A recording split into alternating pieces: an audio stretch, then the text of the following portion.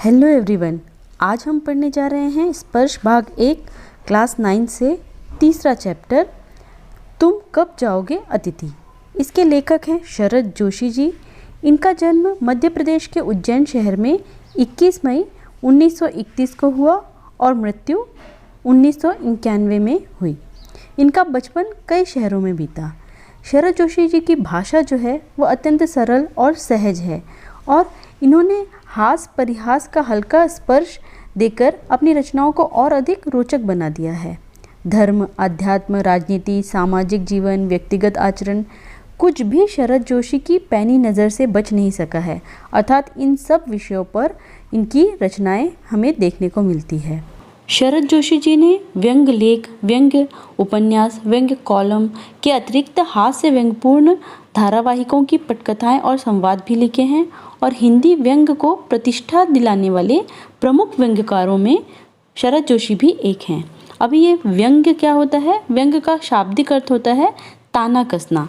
व्यंग रचनाओं में लेखक क्या करता है, किसी भी व्यक्ति या समाज की जो बुराइयां हैं उसके किसी एक पहलू को लेता है और उस पर अपनी रचना लिखता है और उसको बहुत रोचक और हास्यपद ढंग से प्रस्तुत करता है।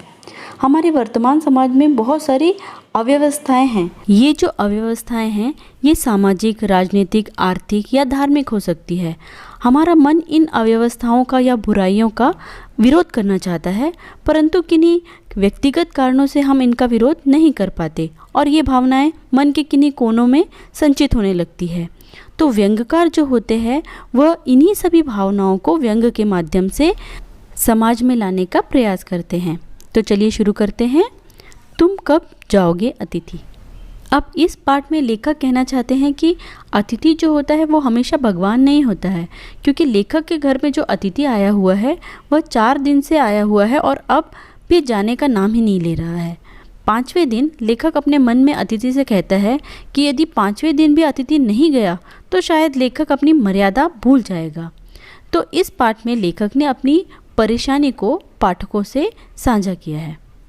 लेखक अपने घर में आए अतिथि को अपने मन में संबोधित करते हुए बात करते हुए कहता है कि आज अतिथि को लेखक के घर में आए हुए 4 दिन हो गए हैं। आगमन मतलब आना और चतुर्थ दिवस मतलब 4 दिन हो गए हैं। अब लेखक के मन में यह प्रश्न बार बार आ रहा है कि तुम कब जाओगे अतिथि। लेखक अपने मन में अतिथि को कहता है कि वह जहाँ बैठकर बिना संकोच के सिगरेट का धुआं उड़ा रहा है उसके ठीक सामने एक कैलेंडर है। अतिथि को दिख रहा होगा कि उस कैलेंडर की तारीखें अपनी सीमा जानती है और अपना वक्त आते ही अपने नर्म स्वभाव के रहते बदलने के लिए आतुर रहती है। लेखक कहता है कि पिछले 2 दिनों से वह अतिथि को कैलेंडर दिखाकर तारीखें बदल रहा है। लेखक अपने मन में अतिथि को कहता है कि अगर उसे हिसाब लगाना आता है कि यह 4था दिन, तुम्हारे सतत आतिथ्य का 4था भारी दिन। सतत मतलब लगातार, आतिथ्य मतलब सेवा करने का, आवभगत करने का।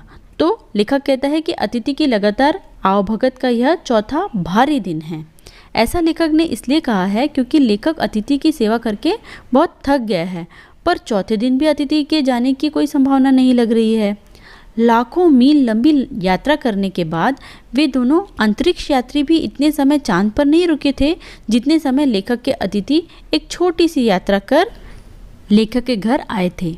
लेखक अपने मन में अतिथि को कहता है कि अतिथि ने अपने भारी चरण कमलों की छाप लेखक के ज़मीन पर अंकित कर ली थी।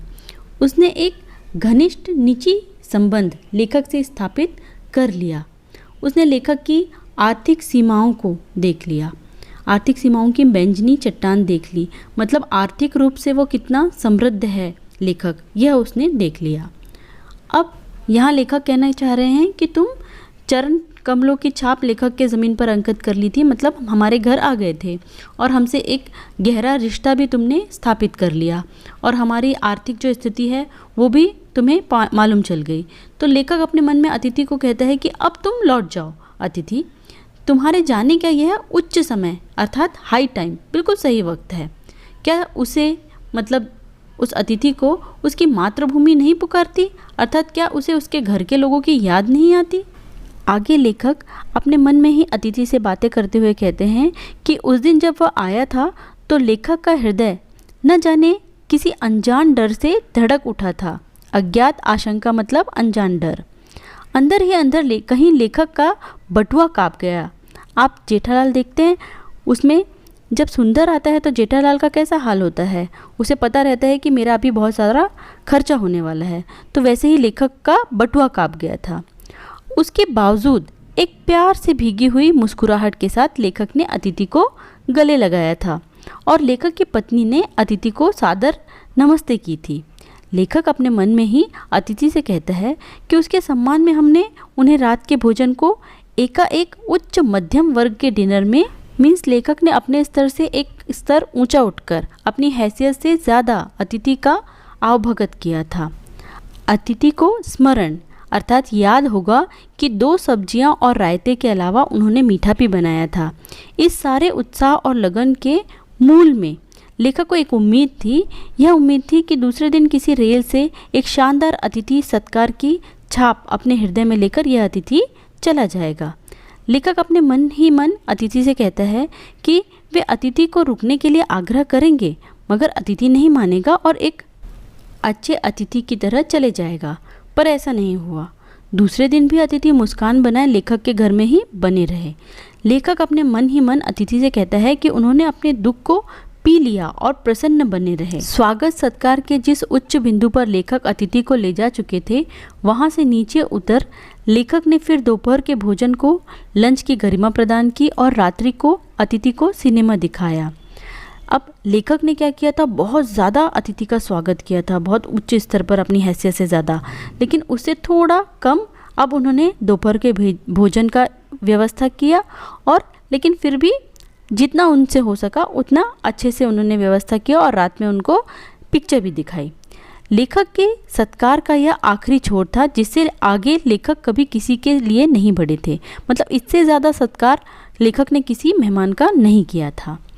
इसके तुरंत बाद लेखक को अनुमान था कि विदाई का वह प्रेम से ओतप्रोत भीगा हुआ क्षण आ जाना चाहिए। मतलब अब लेखक को ऐसा लग रहा था कि ये अतिथि इसके बाद चला जाएगा। जब अतिथि विदा होता और लेखक उसे छोड़ने जाता, पर अतिथि ने ऐसा नहीं किया, वह लेखक के घर पर ही रहा। और तीसरे दिन की सुबह तो तुमने मुझसे कहा मैं धोबी को कपड़े देना चाहता हूँ। लेखक अपने मन ही मन में अतिथि से कहता है कि तीसरे दिन की सुबह अतिथि ने लेखक से कहा कि वह धोबी को कपड़े देना चाहता है।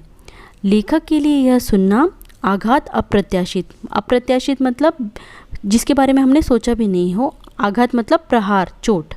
तो लेखक के लिए यह सुनना अनसोचे प्रहार की तरह था जिसके बारे में उसने सोचा ही नहीं था और इसकी चोट जो थी बहुत मार्मिक।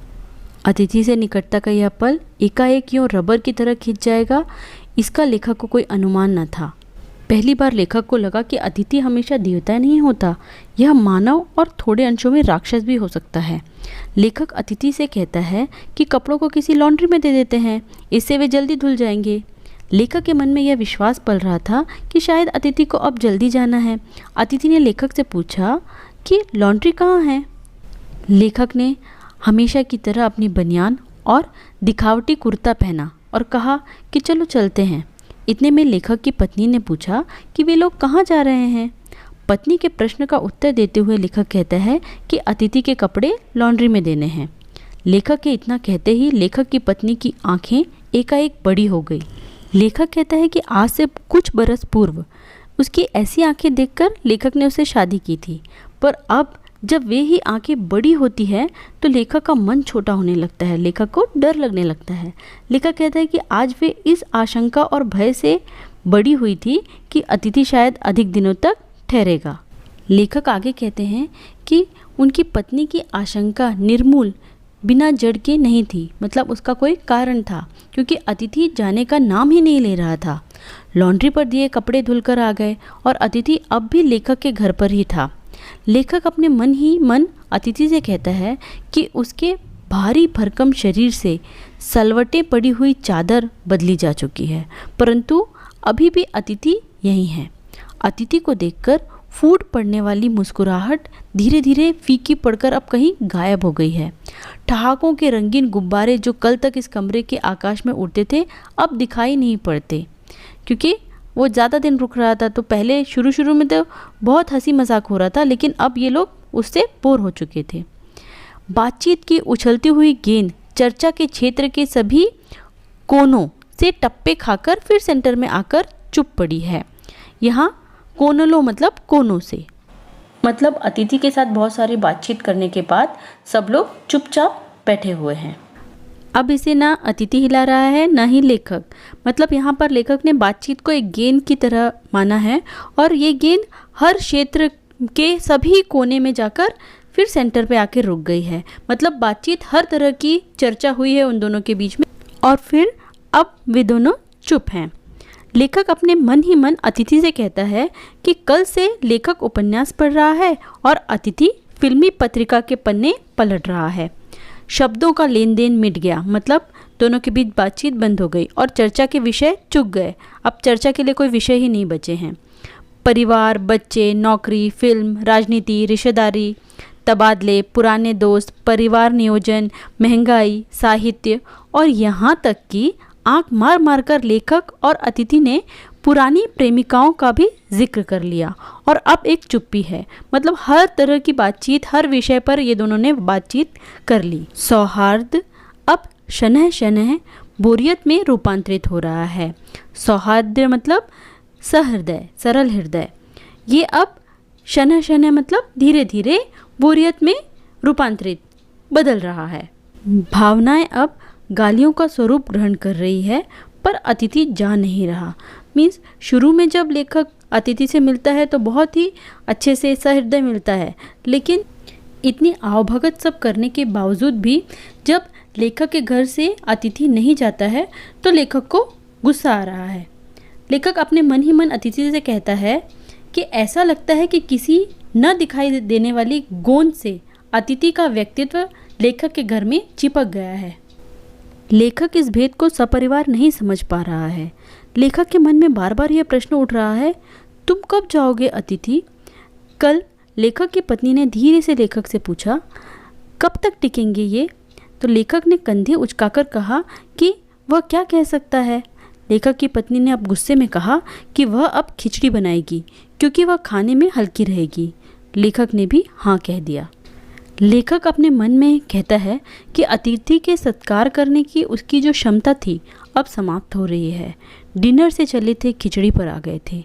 अब भी अगर अतिथि अपने बिस्तर को गोलाकार रूप नहीं प्रदान करते, अर्थात अब भी अगर अतिथि नहीं जाता है तो हमें लेखक और उसकी पत्नी को उपवास तक जाना होगा।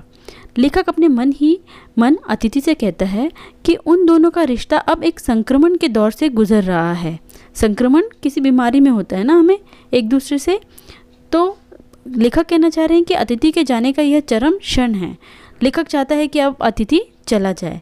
लेखक अपने मन ही मन कहता है कि लेखक जानता है कि अतिथि को लेखक के घर में अच्छा लग रहा है, दूसरों के यहाँ अच्छा ही लगता है। अगर बस चलता तो सभी लोग दूसरे के यहाँ रहते, पर ऐसा नहीं हो सकता। लेखक कहता है कि अपने घर की महत्ता के गीत इसी कारण गाए जाते हैं और गाए गए हैं। होम को इसी कारण स्वीट होम कहा गया है कि लोग दूसरों के होम की स्वीटनेस को काटने न दौड़े। अतिथि को लेखक के घर में अच्छा लग रहा है। लेखक अपने मन ही मन अतिथि से कहता है कि सोचो प्रिय कि शराफत भी कोई चीज़ होती है और गेट आउट भी एक वाक्य है जो बोला जा सकता है। लेखक अपने मन ही मन अतिथि से कहता है कि अपने खर्राटों से एक और रात गुंजित करने के बाद कल जो किरण अतिथि के बिस्तर पर आएगी वह अतिथि के लेखक के घर में आगमन के बाद 5वें सूर्य की परिचित किरण होगी। मतलब अतिथि को आकर 4 दिन हो चुके हैं और कल 5वां दिन होगा। लेखक अतिथि से उम्मीद करता है कि सूर्य की किरण जब चूमेगी और अतिथि घर लौटने का सम्मानपूर्ण निर्णय ले लेगा। लेखक कहता है कि वह उसकी सहनशीलता की आखिरी सुबह होगी। उसके बाद भी अगर अतिथि नहीं जाएगा तो लेखक खड़ा नहीं हो पाएगा और लड़खड़ा जाएगा। लेखक अपने मन ही मन अतिथि से कहता है कि लेखक जानता है कि अतिथि देवता होता है, पर आखिर लेखक भी मनुष्य ही है। लेखक कोई अतिथि की तरह देवता नहीं है। लेखक कहता है कि एक देवता और एक मनुष्य अधिक देर साथ नहीं रहते। देवता दर्शन देकर लौट जाता है। लेखक अतिथि को लौट जाने के लिए कहता है और कहता है कि इसी में अतिथि का देवत्व सुरक्षित रहेगा। लेखक अपने मन ही मन अतिथि से गुस्से में कहता है कि लेखक अपनी वाली पर उतरे, उससे पूर्व अतिथि को लौट जाना चाहिए। मतलब अब लेखक के गुस्से की चरम सीमा पर पहुंच गया है लेखक। तो लेखक अंत में दुखित होकर अतिथि से कहता है, उफ, तुम कब जाओगे अतिथि। मुझे उम्मीद है कि इस तरह के अतिथि बनकर आप लोग किसी के घर नहीं जाएंगे।